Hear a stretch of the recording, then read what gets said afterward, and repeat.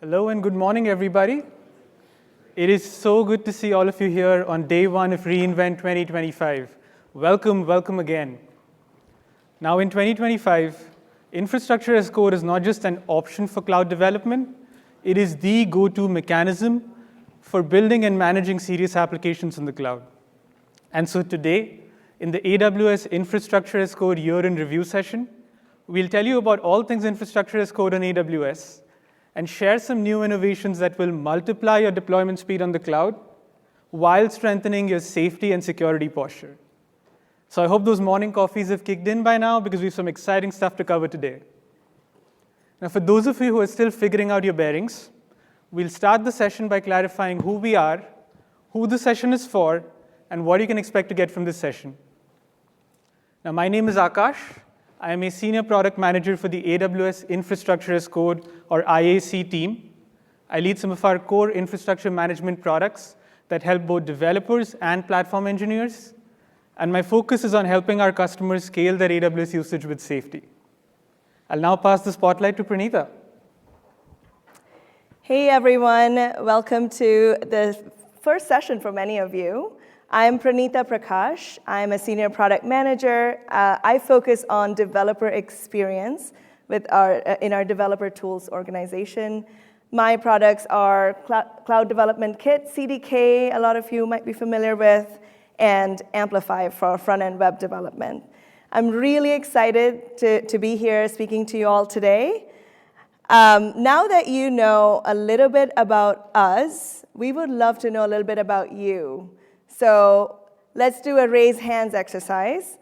Clearly, you all love infrastructure as code because you're here on a Monday morning, so we're not going to ask that. But I want to know how many of you are here because your organization's trying to scale cloud usage without creating a compliance horror movie. Scaling usage? There you go. Awesome. Or you're here because you want infrastructure to be secure by default instead of secure by, oops, I forgot. There you go. I see hands. Come on, guys, energy. Is the coffee set coming in still? And maybe you're deep in IAC like me. You like to build infrastructure as code applications, and you just want everything to go lightning fast. I've got a lot of developers in the room. Hello, friends. You're among friends. So good news is we are addressing all these requirements today with our talk. So you're in the right room. And the bad news is we are an hour away from lunch. But we'll keep this interesting.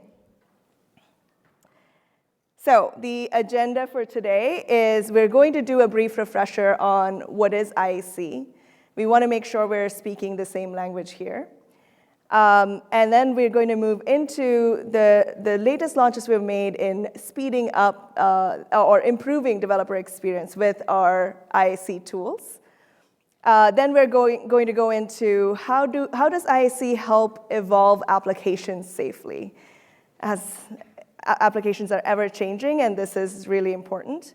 And then we talk to our platform and security folks on how they can standardize application development, set standards, put guardrails in their organizations to help their development teams. And finally, we're going to broach how we think IAC is changing with all the new trends around AI coming up and how our teams are addressing that as well. So let's get started with the first section. Thank you, Akash. Hey, thanks, Pranitha. Now let's spend a few minutes revisiting the fundamentals of IAC because they're more important than ever today for application development. Now, very simply, IAC is the practice of modeling your infrastructure through configuration files or templates. And you can see an IAC template on the left of your screen. It is defining an S3 bucket resource and certain properties of that bucket. You can deploy this IAC template with an infrastructure as code tool, which will convert the template into a set of control plane API calls and orchestrate the calls on your behalf. So at the end of the deployment, you have a correctly configured S3 bucket in your environment. Now, AWS pioneered IAC in 2011 with the launch of a service called CloudFormation. CloudFormation was designed to address 3 critical needs that all customers face when they scale their cloud infrastructure. Number 1, customers want to replicate infrastructure in new AWS accounts and regions, either for expanding their business, for creating test environments, or for disaster recovery. Number 2, customers want to make safe and predictable updates to running applications that can contain hundreds of interdependent AWS resources. And number 3, customers want to version infrastructure states and audit changes to their infrastructure. So if you relate to these problems, the good news is that IAC can solve all of these problems because IAC templates are repeatable, they are versionable, and they help you achieve a desired infrastructure state with consistency. So let's take a look at the AWS IAC portfolio for a little. Some of you might be familiar with this diagram. At the center of our portfolio is a service called CloudFormation, which is our core IAC service that accepts JSON or YAML templates. You can pair CloudFormation with a proactive controls tool called hooks, and we'll talk about hooks a little later in the session. Now, underneath CloudFormation is a service called the Resource Registry, and this service connects CloudFormation to hundreds of AWS features and capabilities, like S3, Lambda, DynamoDB, etc. And as AWS develops new features and capabilities, they are immediately integrated into the registry so that you can access these capabilities through CloudFormation. Now, we recently externalized the benefits of the registry through a service called the AWS Cloud Control API. Now, this allows third-party IAC tools like HashiCorp, Terraform, and Pulumi to provide the same coverage for AWS resources that CloudFormation offers. And then finally, on top of CloudFormation, sit these opinionated, higher-level tools for infrastructure management. And this includes tools like the AWS Cloud Development Kit and AWS Amplify. So how many of you here use CloudFormation through the Cloud Development Kit or CDK? Could you please raise your hands? Wow. As you can see, the CDK is our most popular higher-level tool. And what the CDK does is it allows developers to model infrastructure with a programming language of their choice. So you can use CDK through TypeScript, JavaScript, Python, C#, Golang, and several other languages. Now with the CDK, developers can continue to use their existing autocomplete, linter, and testing tools for development. And they can also use familiar concepts like looping and inheritance when they are defining infrastructure. On top of all this, the CDK offers a powerful capability called constructs. You can think of constructs as packaged infrastructure components that are infused with AWS best practices. So now developers can declare infrastructure without having to understand every single low-level setting. The CDK offers 3 levels of constructs. L1s are constructs that map most closely to the underlying CloudFormation resource types. So L1 constructs in CDK are precise and they're granular, but they can also get verbose. L2s are a higher level of construct that combine multiple resources, often of the same service, into a functional component. So an example L2 could be an S3 bucket component that comes equipped with the logging bucket and auto-deletion capabilities. And then finally, on the other end of the spectrum, are L3 constructs, which combine multiple resources into an entire architecture. So an example L3 construct could be an end-to-end serverless application. So now as a developer, L3s are super easy to use, but they're not as flexible as L1s. So we'll talk about constructs and their trade-offs a little later in the session. The key message on this slide is that the CDK is full of capabilities that make it easy for application developers to get comfortable with the cloud and with IAC. And that is a great segue into our next insight about IAC. IAC is now the front end to the cloud for all teams in your organization. And this democratization of IAC across stakeholders is being driven by 3 factors. So number 1, today platform teams want to decentralize infrastructure management responsibilities, which means that platform teams want application teams to independently provision and manage applications. How many of you are seeing this trend in your organization? Lovely. This obviously helps organizations to move faster. Factor number 2, Platform teams are building developer platforms that help application teams to run ISC workflows with confidence. And this includes the creation of golden paths on top of ISC constructs, as well as the enforcement of proactive controls so that issues are caught before deployment. And then number 3, the newest trend on this slide, there is a rise in Gen AI tooling, which makes it easier than ever to generate ISC code and ramp up on ISC concepts. So more developers than ever are generating ISC code today. So now that we've established that ISC is everyone's business, and it is so fundamental to how our customers use the cloud, we know that any evolution in ISC can transform the entire cloud development experience for our customers. And so we strive to make ISC faster to build, easier to manage, and safer to govern. And we'll talk about these themes through this session now. So on that note, Pranitha, can you share some of our innovations that help developers to build faster with ISC?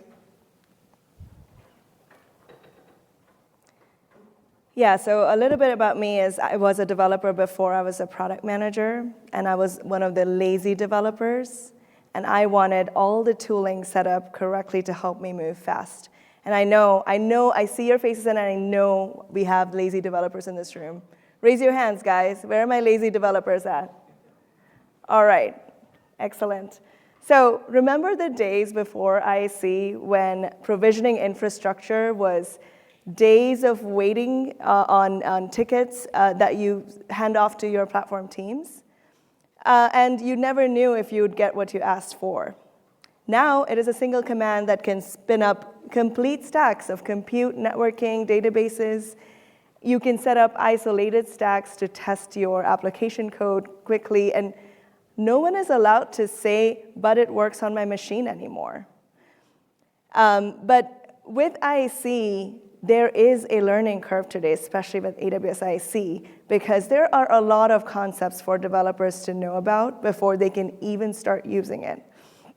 And we're trying to make this on-ramp easier for our developers.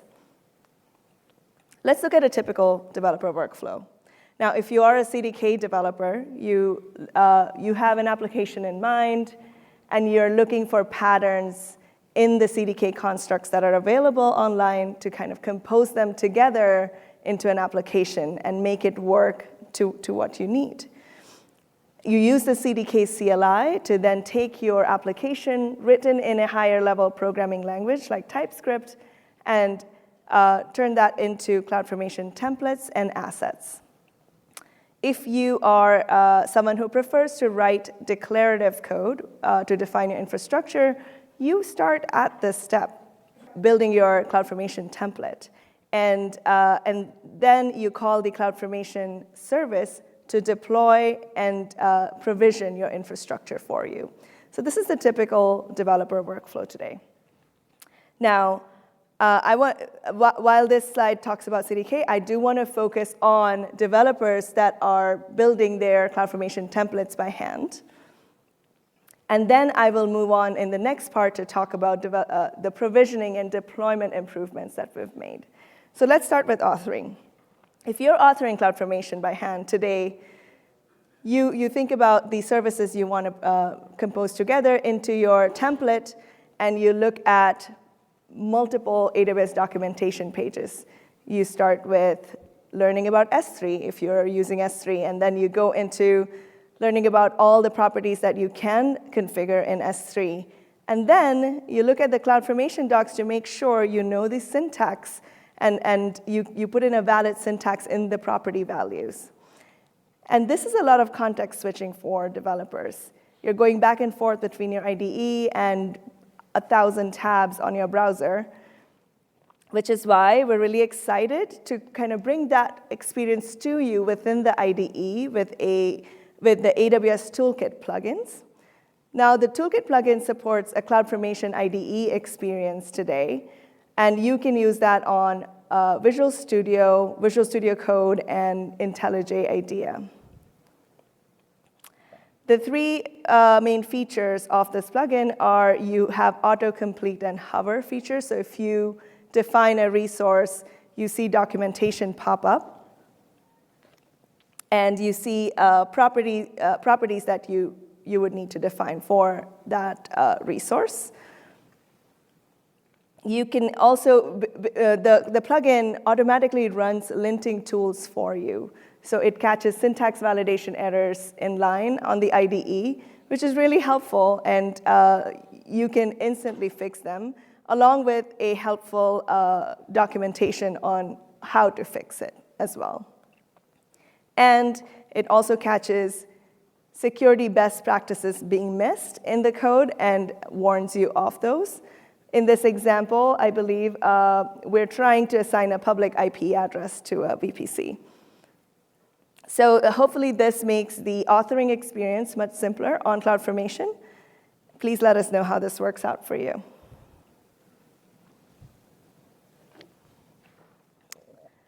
Let's move into deploying and provisioning IAC.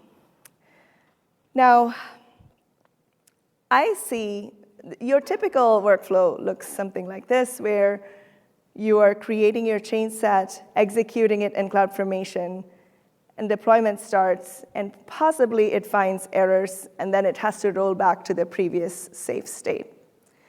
This is a really long feedback loop for the developer who's trying to get this job done.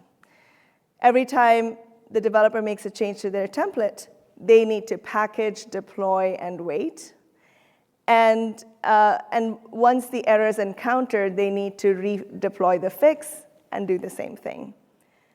Now, the main problem here is that a lot of errors like naming conflicts, property syntax errors, resource conflicts are only discovered during deployment.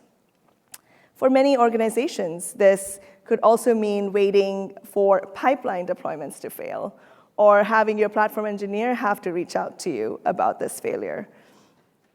So we are really excited to now shift this error validation left so that you can get a lot of these errors detected during change set creation time. So we're supporting 3 main types of errors today: resource naming conflicts, invalid property values, and deletion of non-empty buckets. And we will be adding more types of errors over the next year. But what this means is before deployment even starts, you will have an alert from CloudFormation that tells you that these possible resources will fail during deployment. You have a really nice console experience as well, we have a new tab called Validation Results. And this lists all the resources that are predicted to fail during deployment, along with a detailed description and the line of code where that error was originated from. So try this out today, and now I'll hand it off to Akash for evolution of applications. Hey, thanks, Pranita. Oh man, the provisioning error loop has been long for IAC, and it's so exciting to see that what took hours to detect in the past can now be done in minutes or seconds. So yes, the developers can now move faster. This also means that the size of your cloud environment is going to continue to grow. And as your cloud environment scales, you will need large teams, and often multiple teams, to evolve and maintain their infrastructure in parallel. So how do you prevent an explosion of complexity in this world? And how do you avoid those dreaded outages from happening?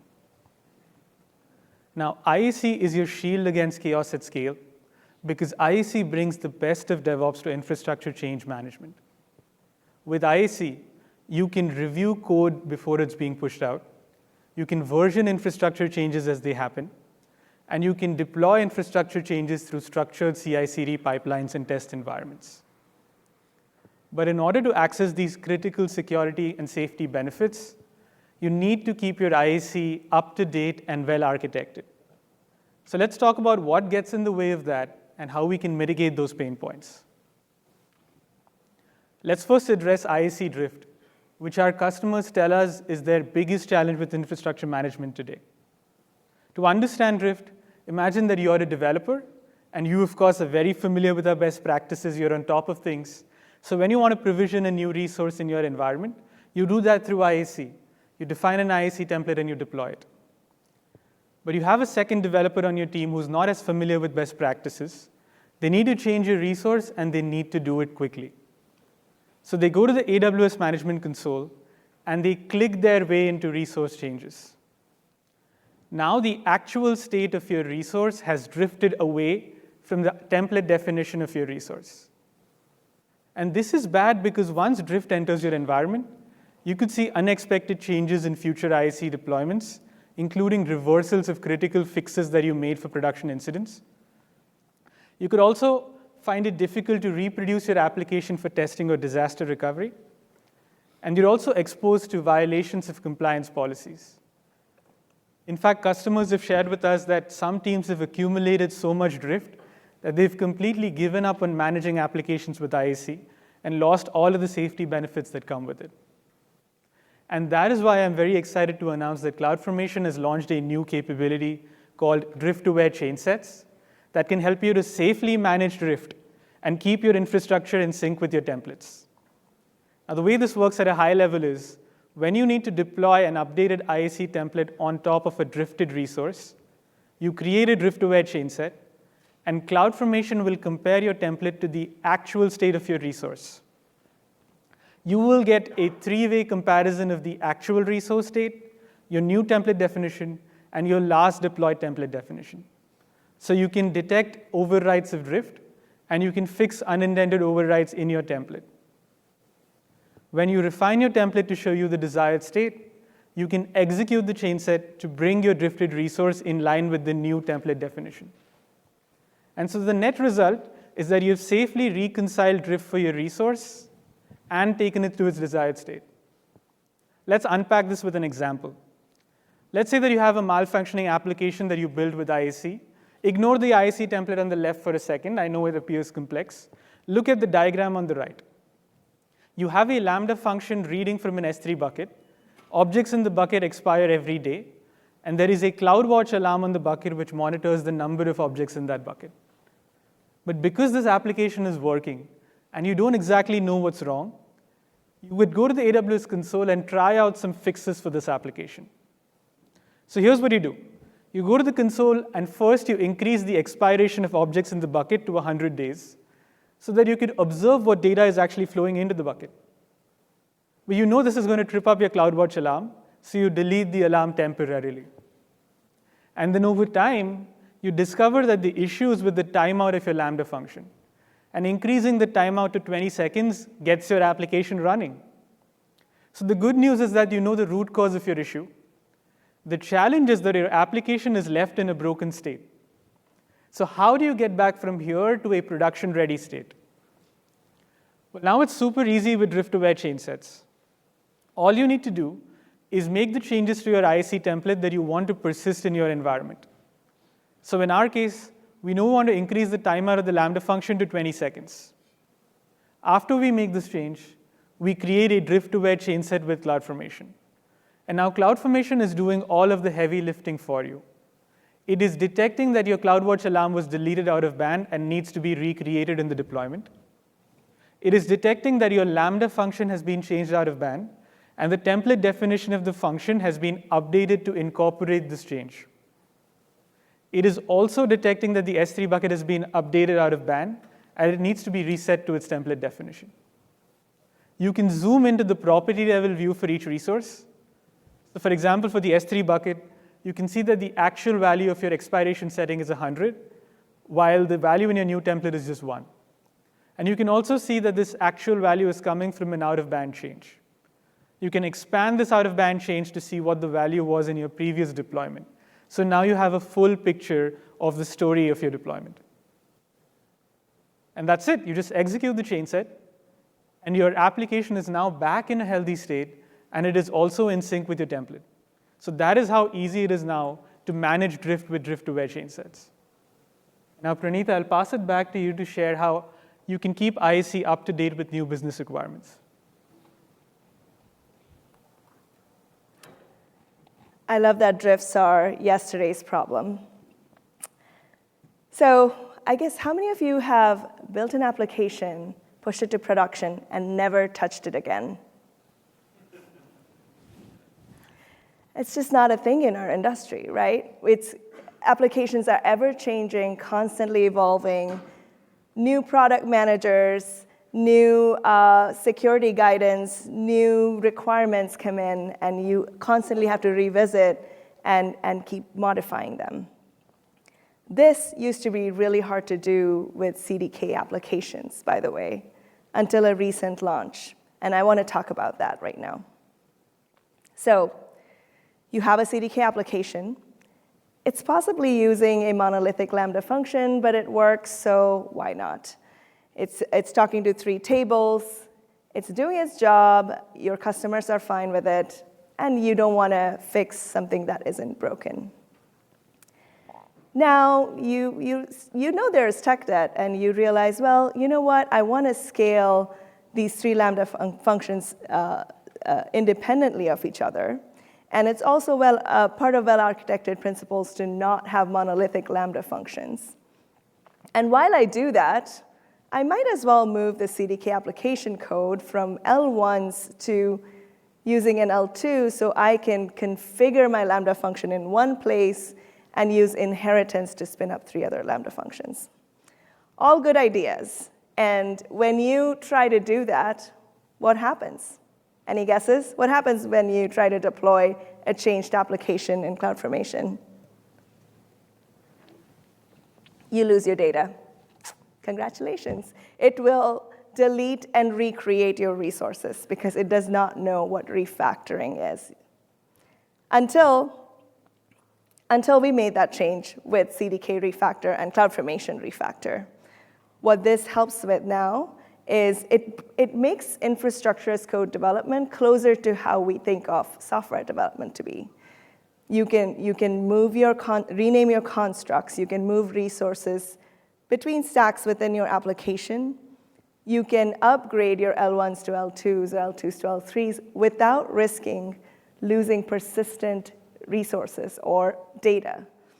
And this is offered as a feature on the CDK CLI with a CDK refactor command.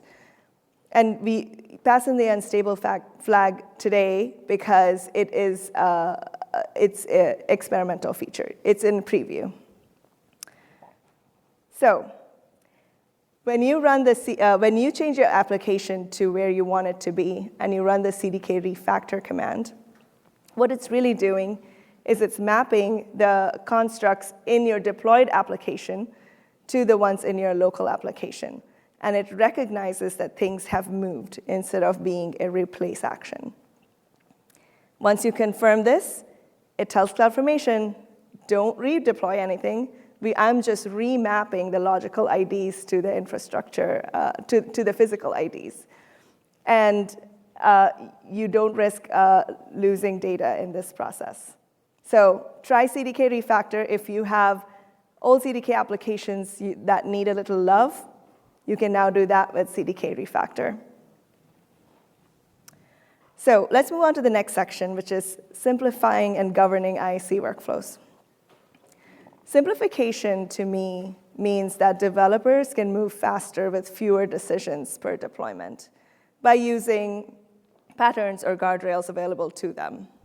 And governance, to me, means that platform teams can still retain control and set standards and share best practices without getting in the developer's way or slowing them down. CDK has a really cool construct system, which I think the CDK users here are familiar with, but it helps you do exactly that. It helps platform teams define constructs or blessed patterns that can be used by their developers, knowing that it adheres to the organization's best practices and security practices and compliance needs. Now, while the construct system is working really well for a lot of our customers, there is a problem. How many of you have wished for more coverage on CDK L2 constructs? Oh, I love that you're all happy. Oh, there you go. Thank you. The problem with that is L2 constructs are fully built opaque abstractions that contain a lot of logic within them, but they're not composable building blocks. And let me tell you a little bit more about that. We build L2 constructs for every service or feature that our customers use to build applications with.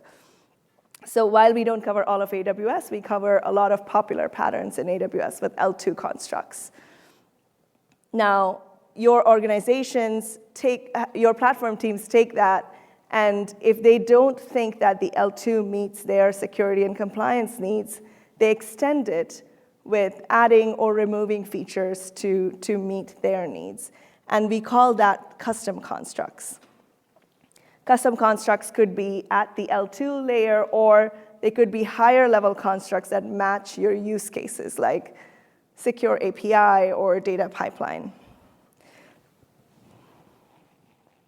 The problem with this is that every time there is a new feature or service announced by AWS, you need to wait for AWS CDK team to support that within an L2 construct, or build a new L2 construct for it, and which then goes to your platform team for them to extend or modify it, and then becomes available for you to use.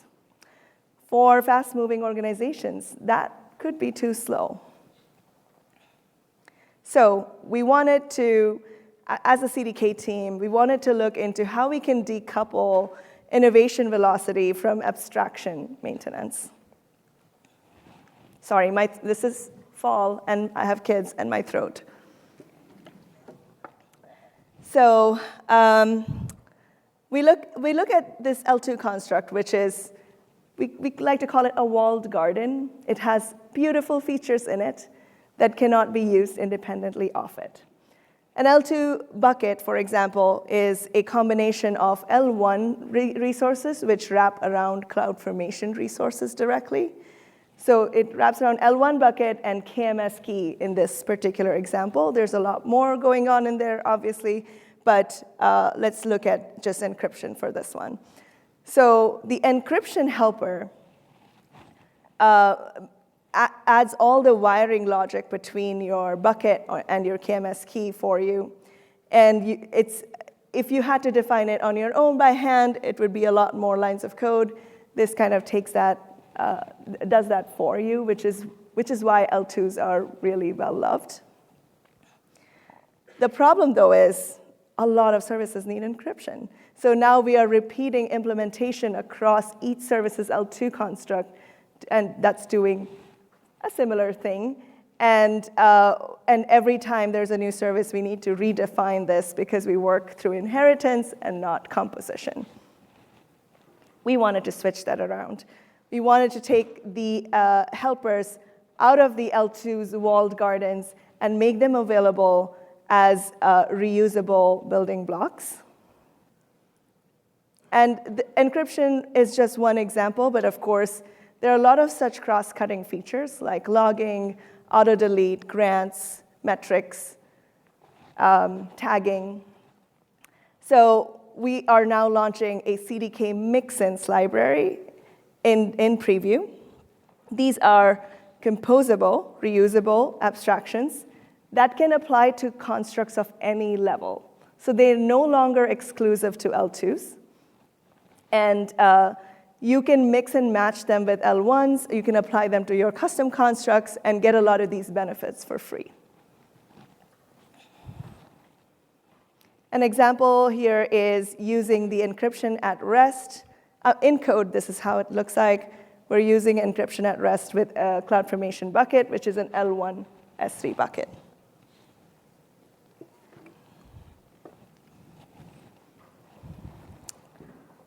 Cool.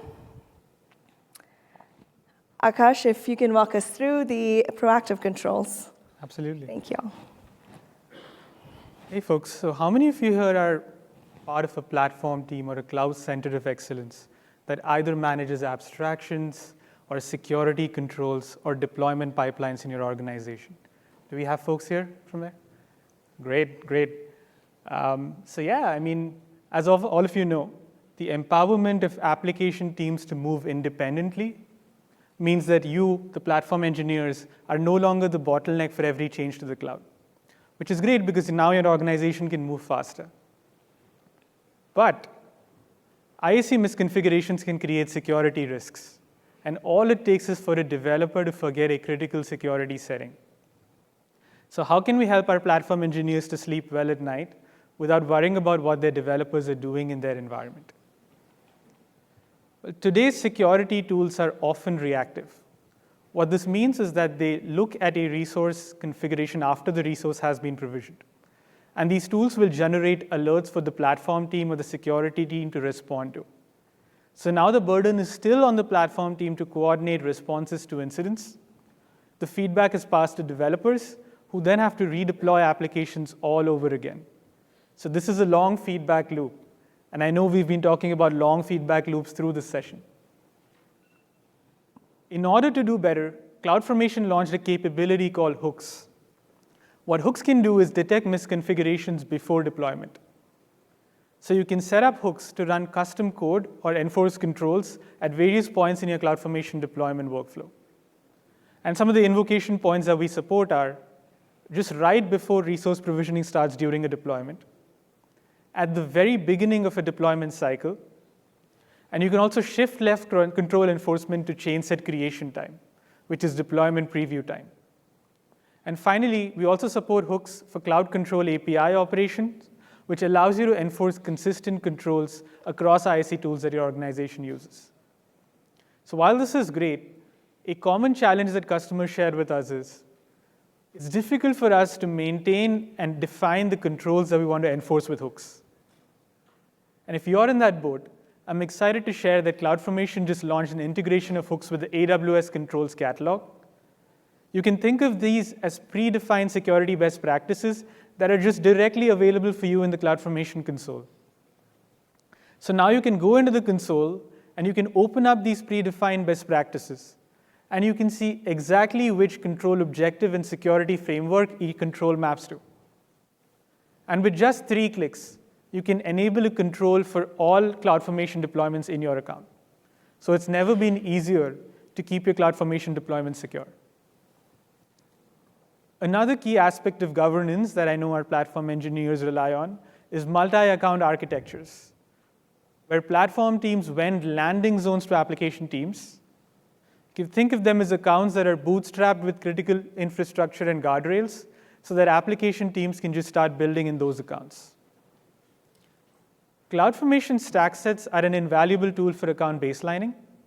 What stack sets do is that they can take an IAC template and they can repeat that template in multiple accounts or regions. And one of the amazing parts about stack sets is that they integrate with AWS organizations. So when you add a new account to an organizational unit, your stack set can automatically deploy foundational infrastructure to that account. And while this is great, we now see that platform teams want to take a step forward with their foundational infrastructure. They want to split up their foundational infrastructure into multiple components that independent teams can manage. So for example, you may want to split out your networking resources from your identity resources and your identity resources from your application resources.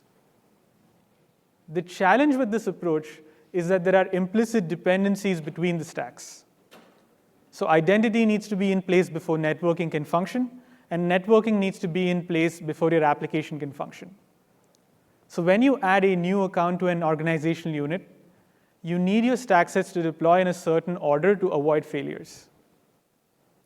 Well, I'm happy to share that stack sets now supports a feature called dependencies. Now you can say that your networking stack set depends on your identity stack sets. And your application stack set depends on both your networking and your identity stack set. So now CloudFormation will handle deployment ordering on your behalf when a new account is added, and you will get the baseline infrastructure that your application teams need. This combination of enforcing proactive controls and creating landing zones gives you that defense in depth strategy that you need to keep your cloud environment secure while also leaving room for your developers to innovate. Great. So let's take a deep breath here and digest some of the stuff that we went over today. First, we talked about how authoring and validation capabilities can help you multiply your deployment velocity. Second, we talked about how easy it is now for you to stay on top of drift and to keep your IAC up to date with evolving business requirements. And then number 3, we spoke about how easy it is now for platform teams to decentralize infrastructure management with confidence. So let's ask ourselves, how is infrastructure management evolving? What are the next big trends in infrastructure management that you want to stay on top of? Well, AI is top of mind for organizations and leaders today. We all want the efficiency benefits of AI. And while the ability of AI to create cat videos and pirate costumes is exciting in itself, we really want AI to help with the hard stuff in our jobs. And all of you know here that infrastructure management is hard because it demands context and it demands precision. But this conflicts with the probabilistic nature of AI. So how can we bring the efficiency of benefits of AI to infrastructure management? Do we see a world where the two can come together? Well, we think that IAC will be the crucial bridge that brings AI benefits to infrastructure management because AI and IAC have complementary strengths. AI provides ease of use.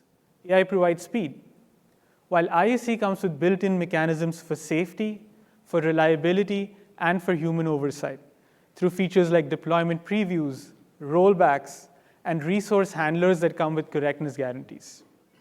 So as we think about the future of IAC, we're thinking about how we can bring AI into IAC workflows and create a whole new infrastructure management paradigm for our customers. And now, Pranita, I'll hand it back to you to discuss how customers are trying to combine these concepts today and what challenges they run into. AI is amazing, isn't it? I use it a lot every day. I used it for this talk. But I want to talk about, I feel like developers lose trust in AI, especially when generating infrastructure code, because the errors are so minor and invisible. It's almost right, but not quite. But in IAC, that can be catastrophical. It can bring down your environments. It can cause a lot of damage. And that's not a fun place to be. So before we start saying AI did this in place of dog ate my homework, like how can we make our AI-driven development flows much more reliable? How can we, all the tools that we talked about earlier that were for our human development workflows, how can we make them available to AI as well so it can make better decisions? We talked about long feedback loop earlier.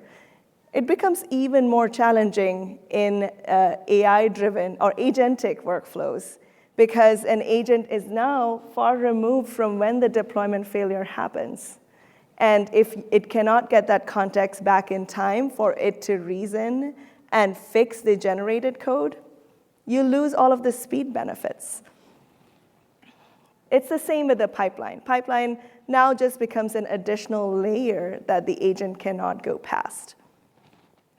So it's really critical we provide the agent that context while it is generating code. And how can we do this? So one of the things that we have launched last week, I believe, is IAC MCP server. Now, you've all been hearing a lot about MCPs. You will hear a lot about them this week. But mainly, they are a way for AI systems to communicate with local tools and context predictably. So if you ask a CDK question, the agent's going to look for CDK-related tools to give you a better answer. And what we're doing with the IAC MCP server, which is available open source and on AWS Labs, is we are providing these as tools for your agent to use and improve the quality of the code generated so you don't run into challenges during deployment. What these tools look like they are knowledge tools, so they're curated knowledge tools that cover AWS opinionated best practices, recommended best practices, CDK construct libraries, both in alpha and in GA, and CloudFormation context as well, that we really recommend the agent to look at. And we have added troubleshooting tools, which could be server-side APIs called on CloudFormation, like the chain set validation we talked about earlier. And validation tools are more of your local tools that do static code analysis and find syntax errors for you in your code. So all of these tools are available today, and I would love for you all to check out the ICMCP server. It's available at this link. This link takes you through a workshop that helps you use AWS MCP servers in a guided path, and it helps you get comfortable with the whole idea. So here we are, folks. My first breakout session, some of your first reInvent sessions. I hope you're all feeling wonderful and you've all learned something today from this talk. We do have a survey link here. We use this, as product managers use this data to make better decisions and prioritizations for 2026.